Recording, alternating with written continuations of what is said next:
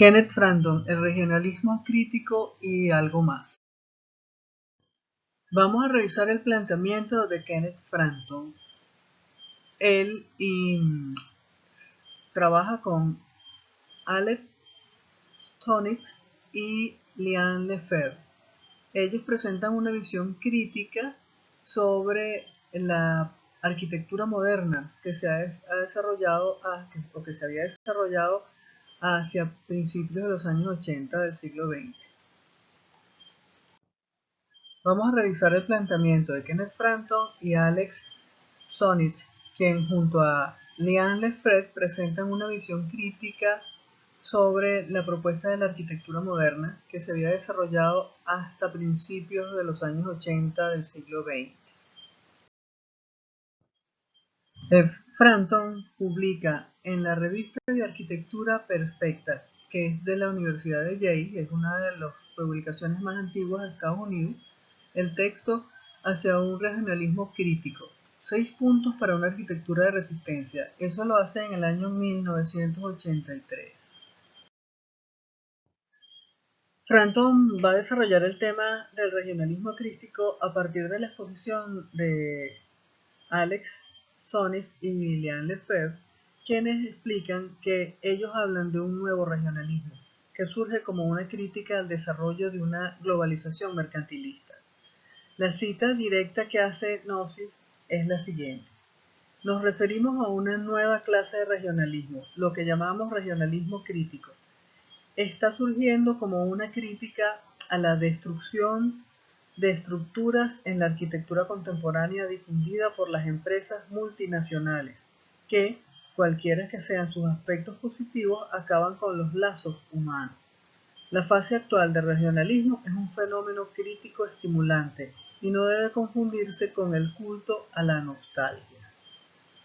Luego, Liane Lefebvre, esa es una entrevista que les hacen a ellos dos, ella es la esposa de Stonich, explica un poco más o habla más al respecto. A mí me parece que es bastante clara. Ella dice que en realidad el regionalismo crítico no es un estilo, es una actitud. Obviamente la arquitectura regionalista crítica difiere de región en región, pero en todas partes uno se encuentra con la misma técnica y el mismo propósito, lo que en la estética moderna se llama simbolización o desfamiliarización. De acuerdo con estas ideas, determinados elementos regionales son extraídos de su marco cotidiano y se los hace contrastar con la destrucción de estructuras del mundo creado por el estilo arquitectónico internacional de posguerra. Lo que Frampton desarrolla es lo que ustedes han leído y analizado en la lectura del texto del que ustedes ya presentaron el trabajo. Queda claro que el regionalismo crítico tiene como uno de sus objetivos vincular el entorno en el que se ha de desarrollar una edificación con la identidad cultural y el carácter de ese lugar, entendiendo su idiosincrasia, pero sin caer en lo vernáculo. Así, el arquitecto que se sume al regionalismo crítico tendría que considerar rasgos, temperamento, carácter y otros distintivos propios de una colectividad para reformularlos y desarrollarlos en su propuesta arquitectónica. Esto sin caer en lo vernáculo como populismo político o comercial, dejando así a la arquitectura regional como un valor cultural histórico, que no ha de ser reproducido por los arquitectos actuales, ya que esta es la arquitectura de los pueblos autóctonos de cada región como respuesta a sus hábitats específicos. Y esa respuesta que se dio en su momento no tiene por qué repetirse, tiene que ser respetada y tiene que mantenerse. O tiene que no alterarse, no tocarse y no es necesario copiarla o repetirla. Frampton también expone que las utopías que fueron la bandera de la lucha de las vanguardias y las vanguardias mismas han sido asimiladas al sistema, forman parte del establishment de cualquier país, sin importar las tendencias políticas.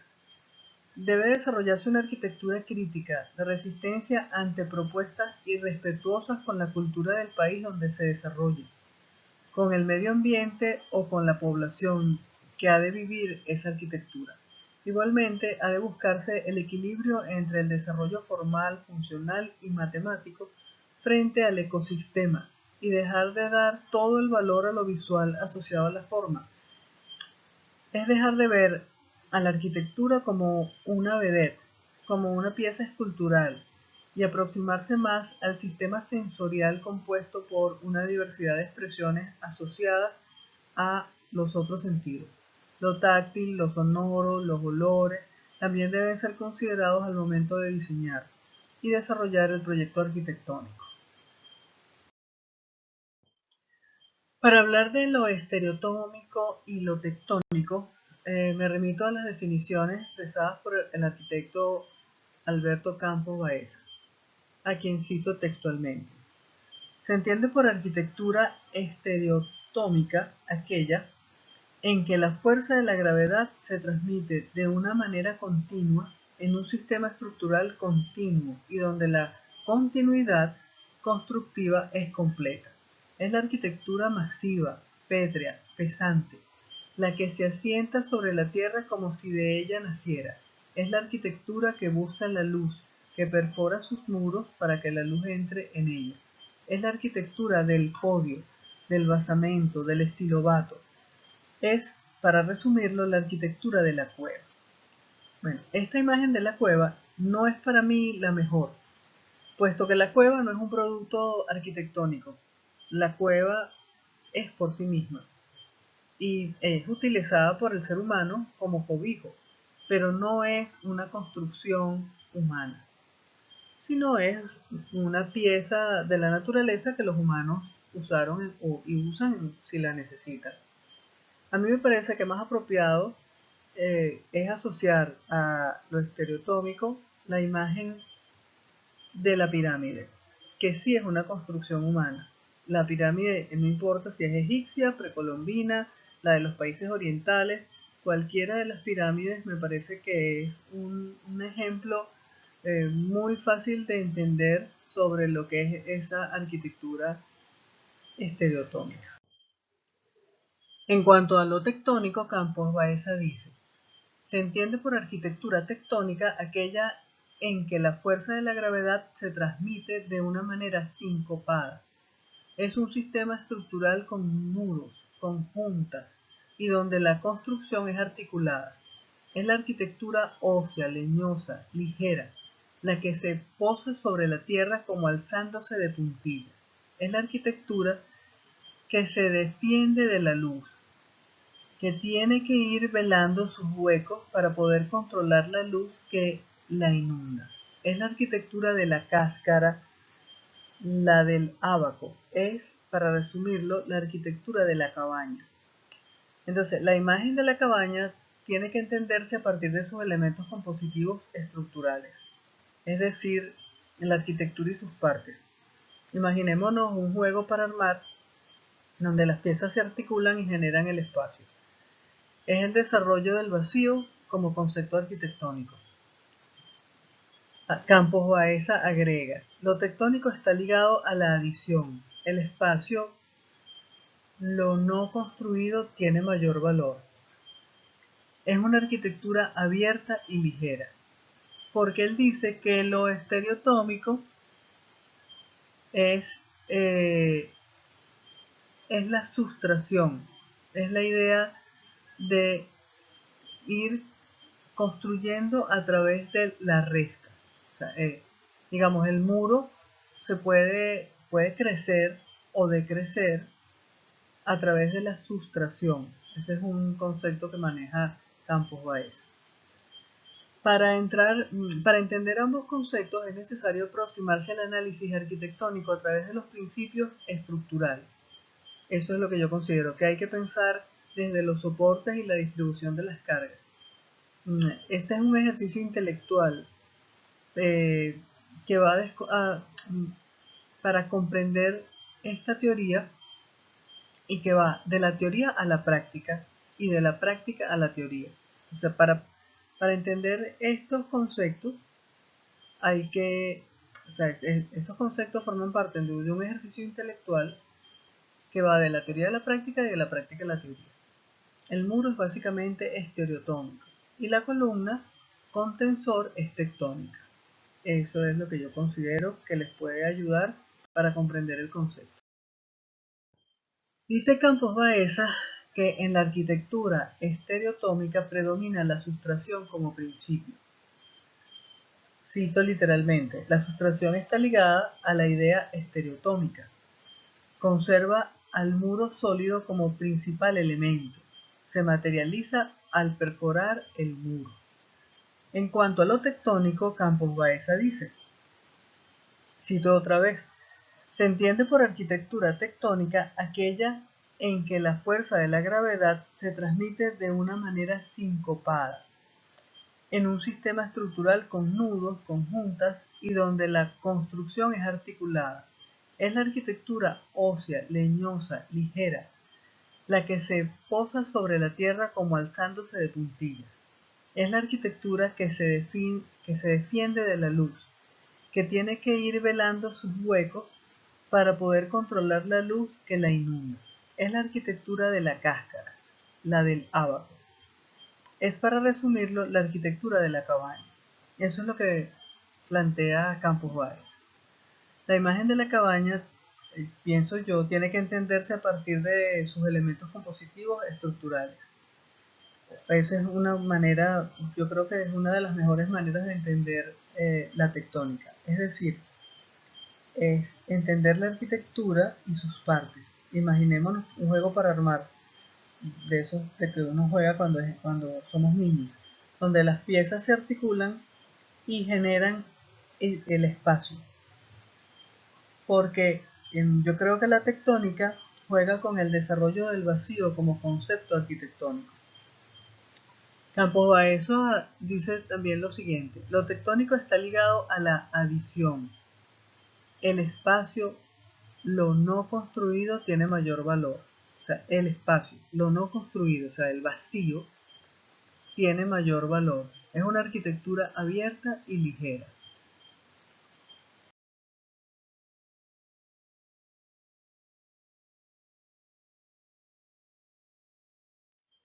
Bueno, ¿para qué hacer de servirnos toda esta revisión sobre el regionalismo crítico? Al entrar en materia y comenzar a revisar la arquitectura latinoamericana, es necesario que definamos ciertos criterios para el análisis. Existen muchos criterios, pero aquí vamos a concentrarnos en tres líneas direccionales para analizar la arquitectura latinoamericana, o pudiera ser cualquier otra, pero en este caso la que nos compete a nosotros, que es el objeto de esta materia.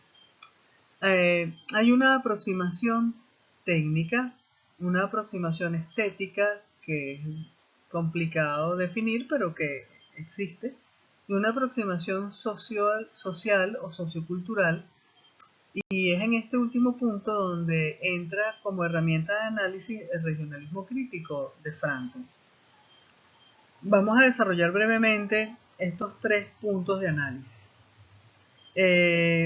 Pienso que en cuanto a los aspectos técnicos, ustedes están más familiarizados y se pueden aproximar bien a ellos, porque yo creo que eso es lo que se maneja, lo que ustedes más manejan. Para esto se pueden guiar por el texto de Clark y Paus, Arquitectura, temas de composición, que me imagino que muchos de ustedes conocerán. Básicamente, Clark y Paus revisan tres aspectos dentro de esa parte que llamamos técnica. Y son los elementos, que forma, función y estructura, básicamente, a grosso modo. Las relaciones, que son los aspectos contextuales de interpretación y expresión. Y el orden de ideas, que es básicamente la composición dentro del diseño. ¿Para qué ha de servirnos toda esta revisión sobre el regionalismo crítico? Al entrar en materia, y comenzar a revisar la arquitectura latinoamericana, tenemos que definir ciertos criterios de análisis. Existen muchos criterios de análisis, pero aquí vamos a concentrarnos en tres como líneas direccionales para realizar el análisis.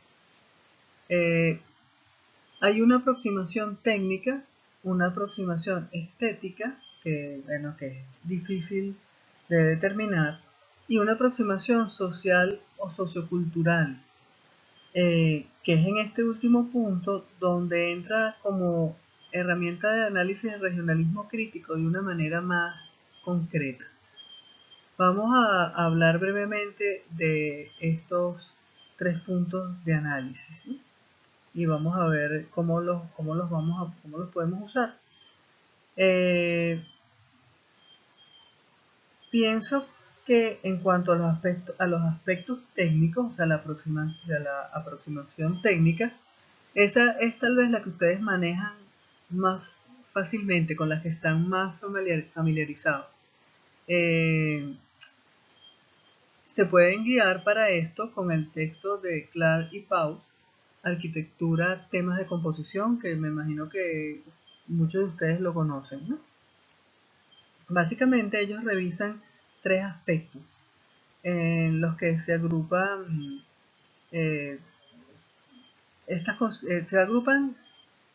consideraciones, se agrupan una lista de situaciones a considerar, mejor dicho. Entonces ellos revisan los elementos. En los elementos está la forma, la función y la estructura, básicamente, ¿no? Ellos revisan las relaciones, que son los aspectos contextuales de interpretación y expresión, y revisan el orden de ideas, que es la composición dentro del diseño, cómo es la parte como esa parte creativa que uno desarrolla ahí, ¿no? Ok, en cuanto a la estética, vamos a tratar de aclarar el punto, o al menos vamos a hacer el modesto intento de aclarar. La estética es la filosofía del arte. En el diccionario de la Real Academia de la Lengua Española tiene otras definiciones, pero aparte de todas esas definiciones que aparecen ahí, hay dos que me parecen apropiadas para entender de qué vamos a hablar o de qué se habla cuando hablamos de la estética en arquitectura. La estética, dice la Real Academia de la Lengua, es la disciplina que estudia la belleza y los fundamentos filosóficos del arte. Esa es como una de las más apropiadas definiciones de lo que es la estética.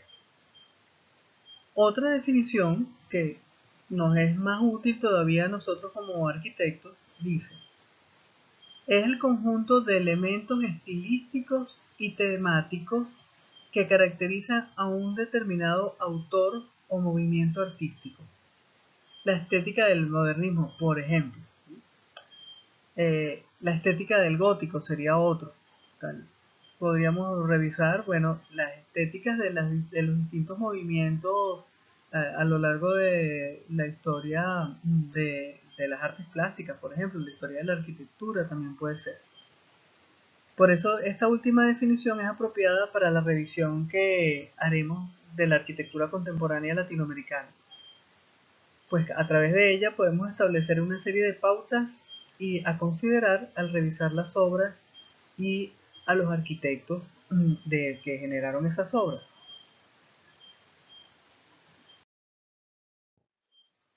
Por último tenemos al regionalismo crítico. Este nos da otro criterio de análisis que vamos a considerar. Tal vez estén de acuerdo conmigo en que en muchos aspectos se relaciona con los dos anteriores de los que hemos hablado. En el caso del regionalismo crítico hay que hacer énfasis en el país, en la ciudad y en las condiciones culturales de la región de la que estamos hablando y sobre la que estamos haciendo el análisis de la edificación que se encuentra en ese lugar. Al igual, hay que hacer énfasis en las características sociales del proyecto a revisar. Y también hay que tener en cuenta la posición del arquitecto ante su trabajo y ante la arquitectura como propuesta personal y a la vez social dentro de su medio, su sociedad y su país. ¿Qué quiere decir esto? Que nosotros vamos a tener que tratar de comunicarnos o de entender, ya sea a través de entrevistas que se le hayan hecho a los arquitectos o de alguna otra manera, o haciendo contacto directamente con ellos, si es posible, cómo se enfrentan ellos a el problema arquitectónico. O sea, si ellos tienen intereses de carácter social o esa parte no les interesa, solamente les interesa el desarrollo de la profesión como un hecho comercial, por ejemplo, o a lo mejor como un hecho teórico y están aislados, o sea, les interesa es el desarrollo formal de la arquitectura y no el desarrollo social, por ejemplo.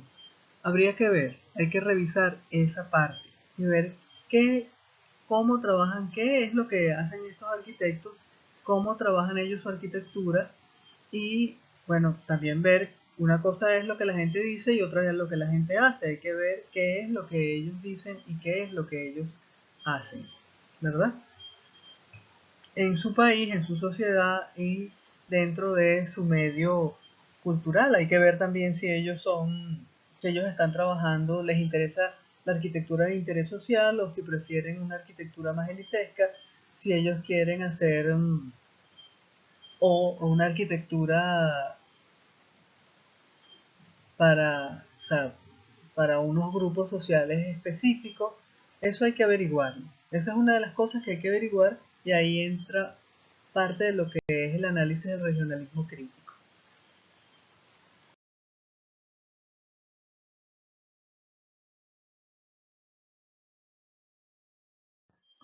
Ok, miren, voy a tratar de ser breve, pero esto me ha tomado más espacio de lo que yo pensaba, pero yo creo que es importante que hagamos una pequeña aclaración aquí por la conversación que tuvimos la última vez, en la última clase. Eh,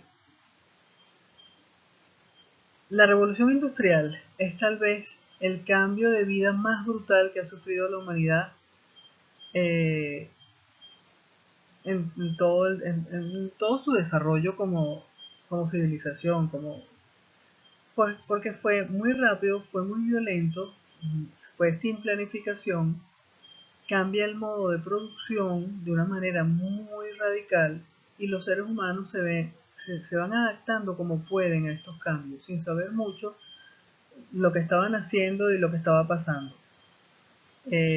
Aquí podemos ver dos bandos. Los que asumen esto como un progreso y ven el potente desarrollo comercial que se avecina a través de esa revolución industrial y no les importa la gente ni la contaminación ambiental, sino que de alguna manera ven el usufructo que pueden obtener de eso.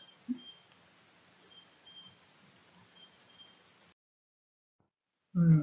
Por otro lado, está el bando de los que se resisten, los que ven con horror cómo las ciudades crecen, cómo se desarrollan un montón de fábricas y las calles se llenan de trabajadores, se llenan de una sociedad distinta.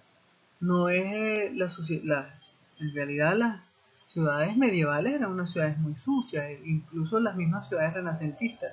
Pero ahora hay un sucio de contaminación por exceso de población aglomerada y hay una cantidad de obreros que trabajan en esas fábricas y que, bueno, están ahí por periodos de 15, 20 horas, hombres, mujeres y niños, todos trabajando porque les pagan un, porque ahora trabajan por un salario, por un sueldo, ¿verdad? Por un dinero al día y luego salen de ahí y no tienen dónde vivir. Han llegado a las ciudades y se han quedado en esas ciudades en la calle. Viven en la calle, comen en la calle, están sobre las aceras, nada más que esperando el turno, porque claro, pasan la mayor parte de su vida metidos en la fábrica trabajando. Eso genera un deterioro ambiental muy grande en las ciudades. O sea, las ciudades cambian radicalmente su desarrollo. Entonces aparecen los que se oponen a esta situación, los que ven en esta situación una degradación del ser humano, una degradación de la calidad de vida. Y aparecen, pero son como románticos, aparecen las utopías sociales, los análisis de economistas y de filósofos religiosos y políticos como Roger Owen, por ejemplo, que plantea una sociedad ideal que vive en un campo donde no es que no hay fábricas, sino que las fábricas están controladas, pero hay una comunidad que vive para el bien, o sea, que vive para el bien común, o sea, que de alguna manera toma acciones colectivas. Eso, hay muchas propuestas de ese tipo, muchas propuestas utópicas de ese tipo que se dan a finales del siglo XIX, principios del siglo XX, incluso antes, en el siglo XVIII ya aparecen muchas de estas propuestas.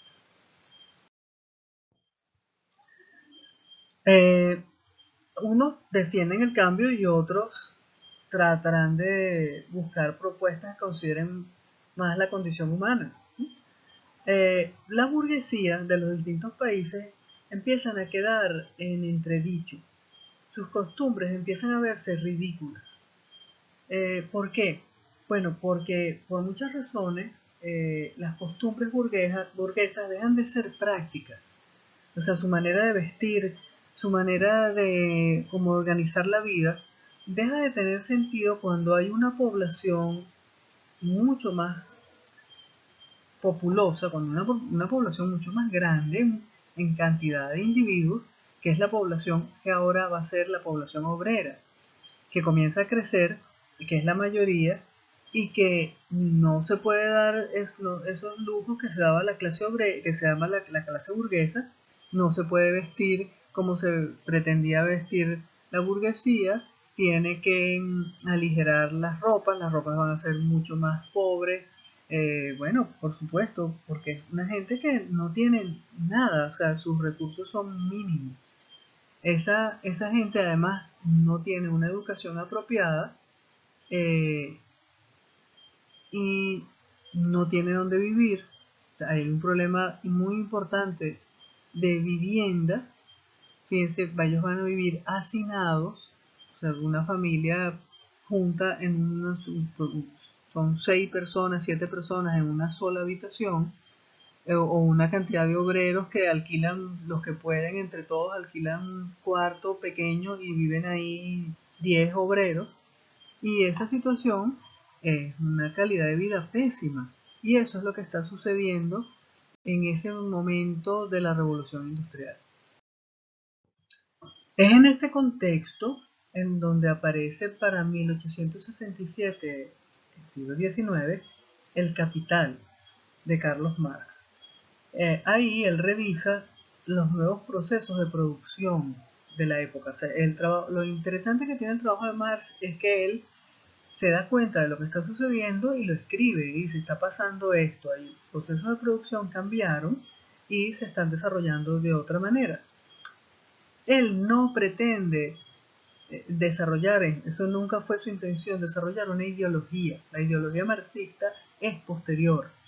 Eso lo hacen otras personas, eso no lo hace Marx. Marx muere en 1883 y los que se apropian de sus ideas son los que van a desarrollar eso que hoy conocemos como el marxismo.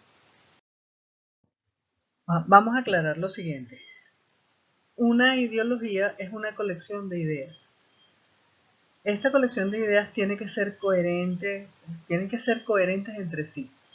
Usualmente, cada ideología contiene ciertas ideas de lo que considera la mejor forma de gobierno, porque la ideología siempre se remite a la forma de gobernar. Por ejemplo, la democracia, o la teocracia, o la monarquía, o la aristocracia, la tiranía, etc. Todas las formas de gobierno tienen una ideología que las conforma. Y lo mismo, y eso se combina con un sistema económico. ese sistema económico, por ejemplo, el feudalismo fue un sistema económico, o el absolutismo también se organiza a través de la ideología en un sistema económico. El capitalismo es un sistema económico.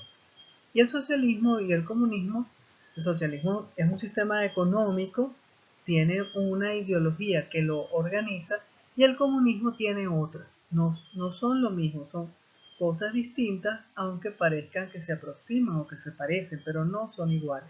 El comunismo tiene una ideología que se aplica en un sistema económico que es distinto a todos los demás y que en teoría debería funcionar, pero que cuando va a la práctica pues no ha funcionado hasta el momento y no creo que vaya a funcionar nunca, pero bueno, eso es tema de otra conversación. El sistema económico siempre remite al mercado. ¿Qué significa eso? A cómo se maneja la economía de mercado en una sociedad. O sea, toda sociedad tiene que manejar su economía de mercado. Así es como las sociedades se desarrollan, y son las sociedades humanas. O sea, nosotros no somos orangutanes, nosotros no somos elefantes, nosotros no somos leones. Nosotros, nosotros funcionamos a través de la economía de mercado. Eso es fundamental en el desarrollo de las sociedades humanas. Todas han funcionado así desde que se organiza el ser humano en las cavernas hasta ayer por la tarde. Así las cosas, con un montón de gente pasando necesidad en las calles de las ciudades del siglo XIX, se desarrollan las búsquedas de justicia social. Son muchas y tienen muchas variables. Por otro lado, crece la especulación y la necesidad de aumentar los capitales. Aquí hay varios aspectos a tener en cuenta, pero nos vamos a detener en uno. Y es la sustitución de las monarquías como forma de gobierno, que si bien empieza con la Revolución Francesa en el siglo XVIII, culminan con la Revolución Rusa y la Primera Guerra Mundial en el siglo XX. Para este momento cambia el orden del mundo occidental, del que de manera colateral Latinoamérica forma parte. Recuerden que Latinoamérica fue muy influenciada por las ideas de la Revolución Francesa y la liberación de la corona española, y se instauran los distintos gobiernos republicanos. La Revolución Rusa, por su parte, fue en principio un reconocimiento a la clase obrera y a sus luchas sociales, que luego se distorsionan, entre otras razones porque sus líderes mueren. Mueren Lenin en 1924 y Trotsky, quien se encontraba en México porque se había exiliado en México. Él había salido de Rusia porque tenía problemas con Stalin, muere asesinado en 1940 y a la luz de hoy en día eh, parece que por órdenes de Stalin, básicamente por órdenes de Stalin. Stalin lo manda a matar. Y porque Stalin se había hecho con el poder en Rusia y había consolidado la Unión Soviética a sangre y fuego. O sea, la cantidad de víctimas inocentes que murieron en la Unión Soviética a manos del gobierno de Stalin son casi tan grandes o más incluso que las de Hitler en la Alemania nazi. Bueno, entonces pasamos de la Primera Guerra Mundial a los inicios de la Segunda. El pueblo alemán se dejará atrapar por el pensamiento de Hitler y la clase alta alemana verá aquí la oportunidad de hacerse de tierras, fábricas y recuperarse de las pérdidas de la Primera Guerra Mundial. Caen víctimas de esto primero los judíos alemanes, luego otros grupos de cualquier religión o tendencia social que se opongan a lo que se llamó el Tercer Reich, que era el Tercer Imperio, porque Hitler decía que el primer imperio era el imperio romano de Carlomagno, que había sido alemán. El segundo era el de la Primera Guerra Mundial y el Tercer Reich era el Tercer Imperio, era el de él. Eh, por ejemplo, uno de los que caen en por ejemplo, de las víctimas que caen aquí en desgracia es la escuela de la Bauhaus.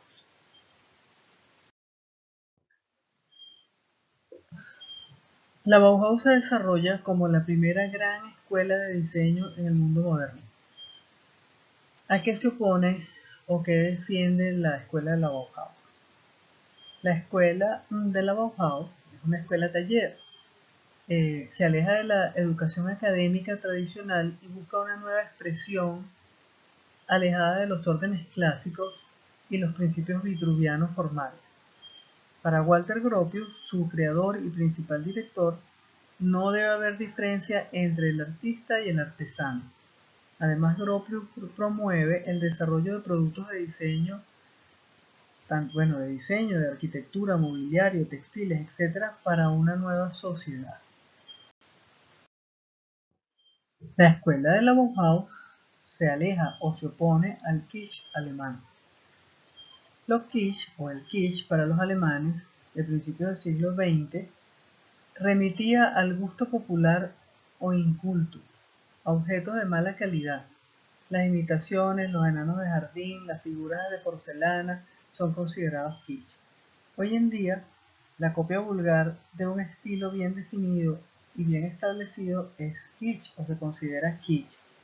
Pudiéramos decir que las imitaciones chinas de los productos de diseño terminan siendo kitsch. Eso se los dejo ahí para que ustedes lo reflexionen, porque no necesariamente eso es malo, más bien ahorita hay una tendencia, el kitsch, como si fuera un estilo, como algo que tiene unos valores positivos, no solamente los valores negativos que en su momento se pensó en la sociedad alemana de principios del siglo XX.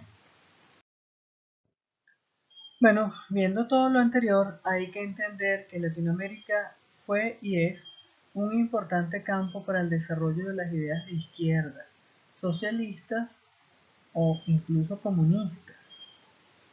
Para poder superar eso, si es que lo queremos superar, hay que entenderlo. Es necesario analizar cómo se insertan y cómo se desarrollan y ver fríamente lo positivo y lo negativo de ellas. Las ideas democráticas no están divorciadas de los derechos y las mejoras sociales. Las ideas socialistas tampoco están divorciadas de los principios democráticos. Han sido los distintos gobiernos latinoamericanos, de una u otra índole ideológica, los que se han alejado de los principios democráticos. Ya socialdemócratas, demócratas cristianos, socialistas, capitalistas, etc., hay que revisar qué es lo que está sucediendo con estos, con estos planteamientos de estos distintos gobiernos, porque el gobierno es el ejercicio en la práctica de una propuesta teórica. Las teorías tienen defectos, pero los más graves errores vienen de la práctica de los grupos que se hacen con el poder político, sin respetar constituciones y leyes.